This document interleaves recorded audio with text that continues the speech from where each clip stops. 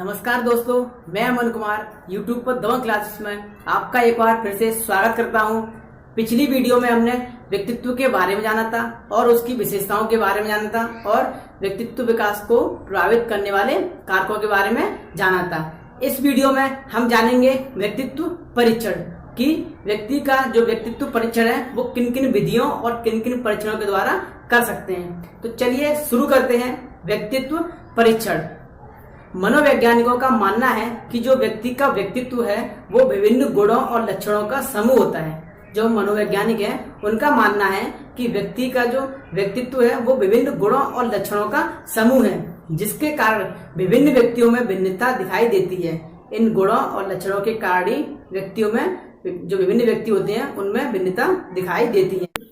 तो व्यक्तित्व के मापन के लिए विभिन्न विधियों और परीक्षणों का प्रयोग किया जाता है। तो चलिए जानते हैं कि कौन कौन सी विधियां और परीक्षण हैं जिनके द्वारा हम व्यक्तित्व परीक्षण करते हैं। शुरू करते हैं। व्यक्तित्व परीक्षण, पर्सनालिटी टेस्ट। व्यक्तित्व परीक्षण में तीन प्रमुख विधियां आती हैं। जो व्यक्तित्व परीक्षण है उसमें तीन प्रमुख विधियां आती हैं। कौन कौन सी हैं? पहली है आत्मनिष्ठ विधि, दूसरी है वस्तुनिष्ठ विधि और तीसरी है प्रक्षेपी विधि। व्यक्तित्व परीक्षण में तीन प्रमुख विधियां हैं: आत्मनिष्ठ विधि, वस्तुनिष्ठ विधि, प्रक्षेपी विधि। तो चलिए सबसे पहले जानते हैं आत्मनिष्ठ विधि। आत्मनिष्ठ विधि को भी चार विधियों में बांटा गया है। जो आत्मनिष्ठ विधि है उसको भी चार विधियों में बांटा गया है। कौन कौन सी विधि है? पहली है जीवन इतिहास विधि, दूसरी है प्रश्नावली विधि, तीसरी है साक्षात्कार विधि और चौथी है आत्मकथा लेखन विधि। सबसे पहले जानते हैं जीवन इतिहास विधि। इस विधि में व्यक्ति से संबंधित उसके जीवन के इतिहास के बारे में सूचना एकत्रित करते हैं।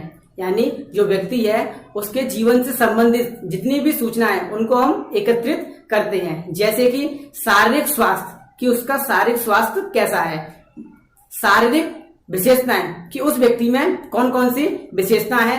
अगला है सामाजिक संबंध, उस व्यक्ति का समाज से किस प्रकार का संबंध है, कैसे वह समाज में व्यवहार करता है, और उसके परिवार के बारे में सूचना एकत्रित करते हैं। इन सूचनाओं को हम विभिन्न स्रोतों के द्वारा एकत्रित करते हैं, जैसे कि माता पिता, सगे संबंधी, मित्र, पड़ोसी और चिकित्सालयों। इनकी सहायता से हम व्यक्ति के जीवन इतिहास के बारे में सूचनाओं को एकत्रित करते हैं।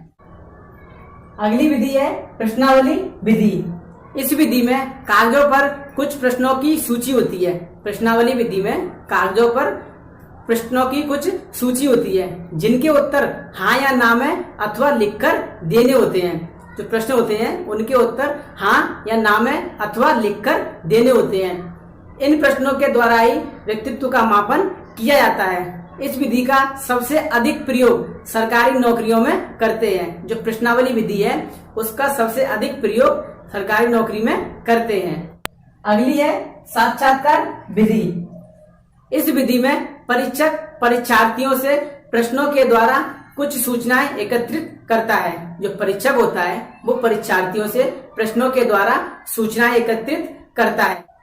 इन सूचनाओं के द्वारा ही व्यक्ति के जो व्यक्तित्व संबंधी विशेषता हैं उनको समझने में सहायता मिलती है। इस विधि का भी सबसे अधिक प्रयोग सरकारी नौकरियों में किया जाता है। अगली विधि है आत्मकथा लेखन विधि। इस विधि में परीक्षक परीक्षार्थी को एक शीर्षक देता है। यानी जो परीक्षक होता है वो परीक्षार्थी को एक शीर्षक यानी टॉपिक दे देता है। तो उस टॉपिक पर परीक्षार्थी को अपने विचार लिखने होते हैं। इसी विचार के आधार पर व्यक्ति का व्यक्तित्व मापन किया जाता है कि वह किस प्रकार से उस टॉपिक पर अपने विचार लिख रहा है। तो ये थी आत्मनिष्ठ विधि। अगली विधि के बारे में जानते हैं वस्तुनिष्ठ विधि। इस विधि को भी चार विधियों में बांटा गया है। जो वस्तुनिष्ठ विधि है उसको भी चार विधियों में बांटा गया है। पहली है नियंत्रित निरीक्षण विधि, अगली है मापन रेखा विधि, अगली है समाजमिति विधि और लास्ट है शारीरिक परीक्षण विधि। सबसे पहले जानते हैं नियंत्रित निरीक्षण विधि। इस विधि में परीक्षक व्यक्ति की विभिन्न क्रियाओं एवं आचरण व्यवहार का अध्ययन करके व्यक्तित्व का मापन करता है। जो नियंत्रित निरीक्षण विधि है उसमें परीक्षक व्यक्ति की विभिन्न क्रियाओं एवं उसके जो आचरण व्यवहार है उसका अध्ययन करके उसका मापन करता है। अगली विधि है मापन रेखा विधि। इस विधि में व्यक्तित्व संबंधी गुणों का मापन एवं मूल्यांकन स्वयं व्यक्ति के द्वारा या उसके संपर्क में रहने वाले व्यक्तियों के द्वारा करवाया जाता है। जो मापन रेखा विधि है उसमें व्यक्तित्व संबंधी जो गुण होते हैं उनका मापन और मूल्यांकन स्वयं व्यक्ति के द्वारा या उसके संपर्क में रहने वाले व्यक्तियों के द्वारा करवाया जाता है। संपर्क में रहने वाले व्यक्तियों के विचार के आधार पर ही जो वो विचार प्रस्तुत करता है अपने उसी के विचार के आधार पर ही व्यक्तित्व का मापन किया जाता है। अगली विधि है समाजमिति विधि। इस विधि द्वारा व्यक्तित्व का मापन केवल व्यक्ति के सामाजिक गुणों के आधार पर किया जाता है। जो समाजमिति विधि है उसमें उस विधि के द्वारा व्यक्तित्व का मापन केवल व्यक्ति के सामाजिक आधार पर किया जाता है। अगली विधि है शारीरिक परीक्षण विधि। इस विधि में विभिन्न यंत्रों की सहायता से व्यक्ति के शारीरिक लक्षणों का अध्ययन करके व्यक्तित्व का मापन किया जाता है। जो शारीरिक परीक्षण विधि है उस विधि में विभिन्न यंत्रों की सहायता से शारीरिक लक्षणों का अध्ययन करते हैं और फिर व्यक्तित्व का मापन करते हैं। तो ये थी वस्तुनिष्ठ विधि। अगली विधि के बारे में जानते हैं प्रक्षेपी विधियां। जो अगली विधि है उसका नाम है प्रक्षेपी विधियां। प्रक्षेपी विधियों को भी 4 विधियों में बांटा गया है। जो प्रक्षेपी विधियां हैं उनको भी 4 विधियों में बांटा गया है। पहली विधि है प्रासंगिक अंतर्बोध परीक्षण जिसको हम TAT कहते हैं। अगली है बाल संप्रत्यक्ष परीक्षण जिसको हम CAT कहते हैं। और अगली है रौसार स्याही धब्बा परीक्षण जिसको RIT कहते हैं। और लास्ट है कहानी पूर्ति परीक्षण जिसको SCT कहते हैं। सबसे पहले जानते हैं प्रासंगिक अंतर्बोध परीक्षण यानी TAT। इस परीक्षण का निर्माण मॉर्गन व मुरे ने 1935 में किया था। किसने किया था?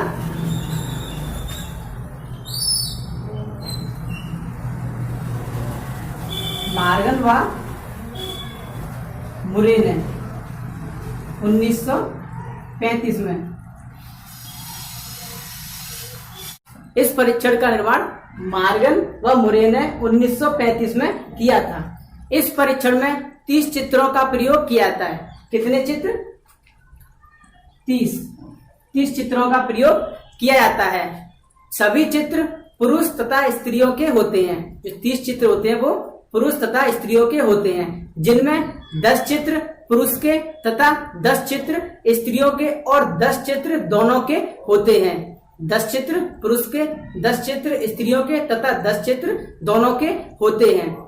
इन चित्रों को देने के बाद परीक्षक परीक्षार्थी से कहानी लिखने के लिए कहता है। जो परीक्षक होता है वो परीक्षार्थी से कहानी लिखने के लिए कहता है। परीक्षार्थी अपनी इच्छा के अनुसार अपने विचार, संवेग और भावनाओं को व्यक्त करता है।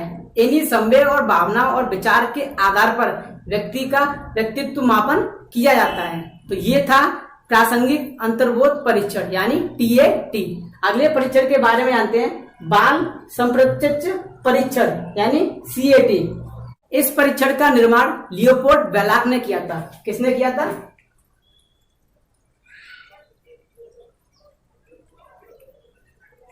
लियोपोल्ड बेलाक। CAT परीक्षण का निर्माण लियोपोल्ड बेलाक ने किया था, लेकिन इसका सबसे पहले प्रयोग अर्नेस्ट हीकल ने 1948 में किया था। जो प्रयोग किया था CAT का वो अर्नेस्ट हीकल ने 1948 में सर्वप्रथम इसका प्रयोग किया था। किसका? CAT परीक्षण का। इस परीक्षण में 10 चित्रों का प्रयोग किया जाता है। जो CAT परीक्षण है इसमें 10 चित्रों का प्रयोग किया जाता है। सभी चित्र किसी न किसी जानवर से संबंधित होते हैं। जो चित्र होते हैं वो किसी न किसी जानवर से संबंधित होते हैं जो कि पुरुषों की भांति व्यवहार करते हैं। इसके माध्यम से बच्चों की विभिन्न रुचियों, क्षमताओं, क्रियाओं और समस्याओं का पता लगाकर व्यक्तित्व मापन किया जाता है। तो ये था बाल संप्रत्यक्ष परीक्षण यानी सीएटी। इसमें एक बात और है कि जो टीएटी और सीएटी परीक्षण है वो दोनों एक समान है। टीएटी और सीएटी परीक्षण दोनों एक समान है, बस अंतर इतना है कि जो टीएटी परीक्षण है वो वयस्कों के लिए प्रयोग किया जाता है। जो टीएटी परीक्षण है वो वयस्कों के लिए किया जाता है और सीएटी परीक्षण बालकों के लिए किया जाता है, जो कि 3 से 11 साल के बालक होते हैं। सीएटी परीक्षण किया जाता है बालकों के लिए, जो कि 3 से 11 साल के अंतर्गत होते हैं। तो ये था सीएटी परीक्षण। अगला परीक्षण है रॉसार्क स्याही धब्बा परीक्षण। इस परीक्षण का निर्माण हरमन रॉसार्क ने किया था। किसने किया था? हरमन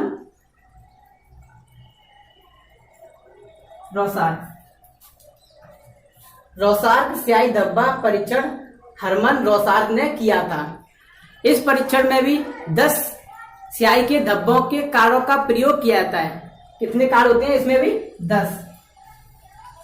10 कार्ड होते हैं आरआईटी में। यहां देख लेते हैं हम, जो आरआईटी परीक्षण है इसमें भी 10 स्याही के धब्बों के कार्डों का प्रयोग किया जाता है, जिसमें 5 बिल्कुल काले, 2 काले और लाल तथा 3 कार्डों में कई रंग होते हैं। जो 10 कार्ड होते हैं उसमें 5 तो काले होते हैं,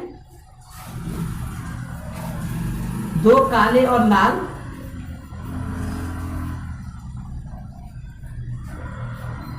और 3 कार्डों में कई रंग होते हैं।